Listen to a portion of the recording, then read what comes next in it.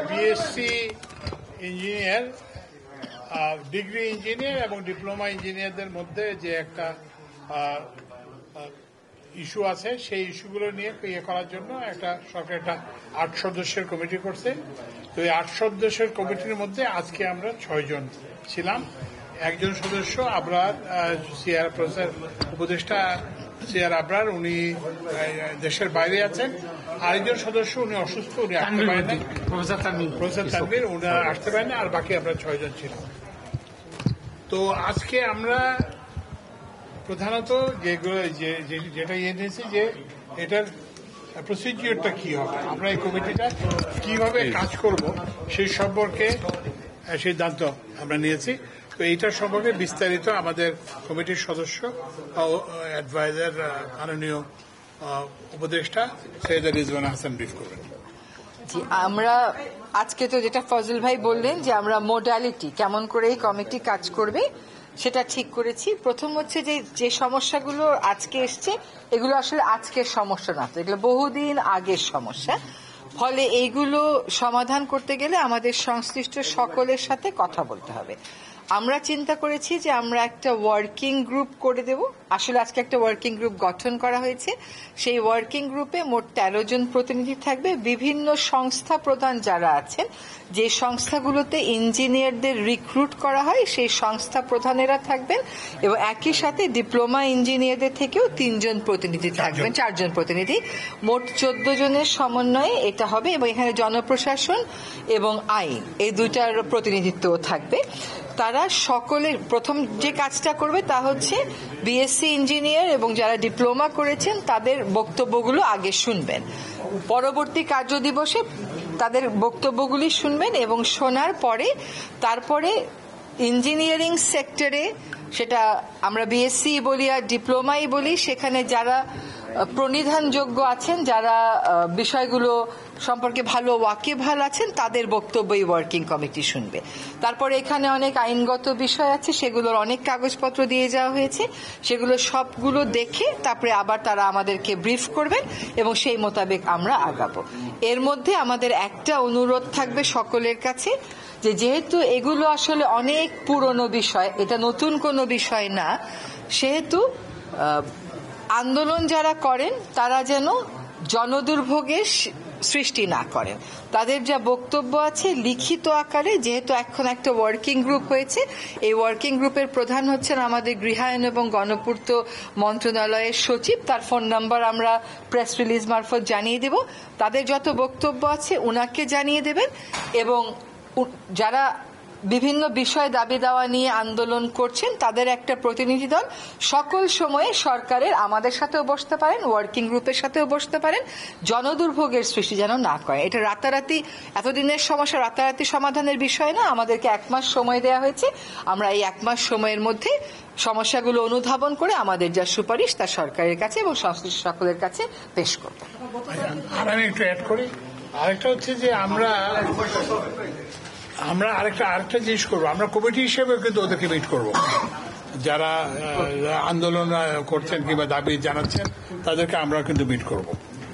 দ্বিতীয়, আমরা একটা গ্রুপকে মিট করব, সেটা হচ্ছে যে 3টা গ্রুপকে মিট করব। একটা হচ্ছে যারা আন্দোলনের সঙ্গে জড়িত তাদের। দ্বিতীয়, আমরা যেটা মিট করব সেটা হচ্ছে যে এদের অভিভাবক, ডিপ্লোমা ইঞ্জিনিয়ারদের অভিভাবক যারা এবং বিএসসি ইঞ্জিনিয়ারদের অভিভাবক যারা, ইউনিভার্সিটির ভাইস চ্যান্সেলর ফর এক্সাম্পল, তারপরে যে টেকনিক্যাল এডুকেশন বোর্ডের চেয়ারম্যান ফর এক্সাম্পল। তো এইরকম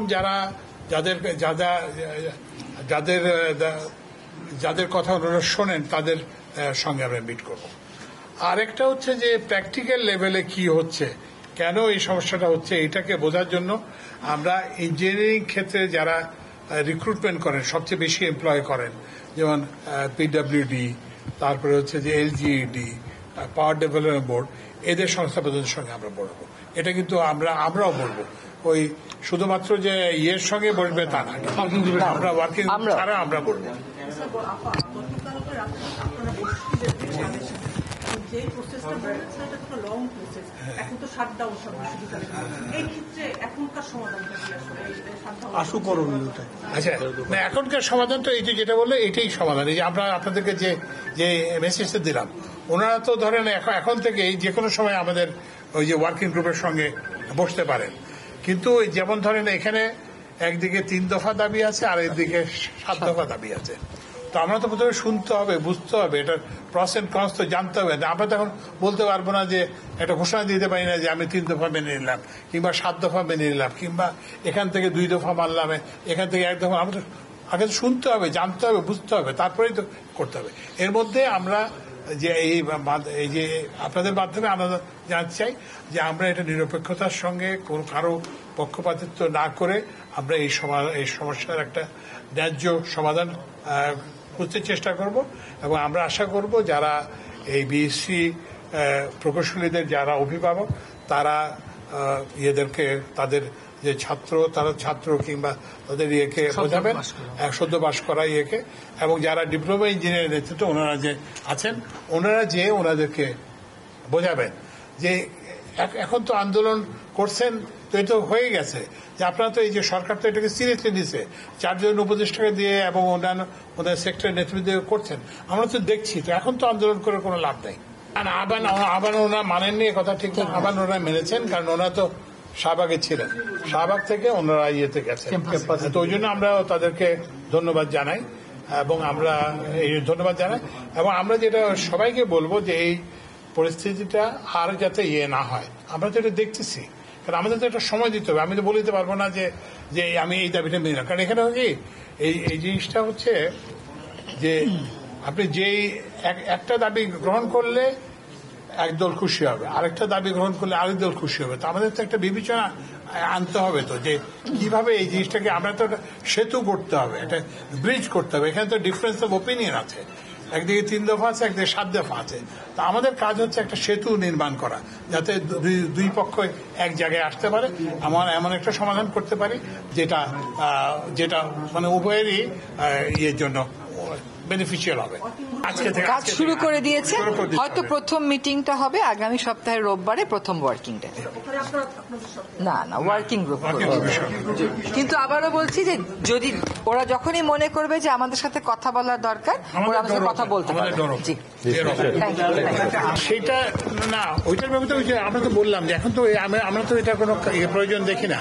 তো ওখানে বিশ্ববিদ্যালয়গুলো যে শাটডাউন আছে, ওখানে তো ভাইস চ্যান্সেলর সাহেবরা আছেন, তো ভাইস চ্যান্সেলর সাহেবরা তো এগুলো দেখবেন, প্রতিষ্ঠানের প্রধানরা দেখবেন, সংস্থা প্রধানরা দেখবেন। যেমন আমার একটু আগে আমি নেস্কোর সাথে নেস্কোর যে ম্যানেজার তার সঙ্গে কথা বললাম। তো এখানে তো সংস্থা প্রধানের দায়িত্ব আছে, আমাদের তো 4 সদস্যের উপদেষ্টা কমিটি তো সবকিছু করতে হবে। ধন্যবাদ। তখন আমাদের সামনে এটা আমরা তাদেরকে বলছি যে এটার আর কোনো প্রয়োজন নাই। ঠিক আছে, থ্যাংক ইউ।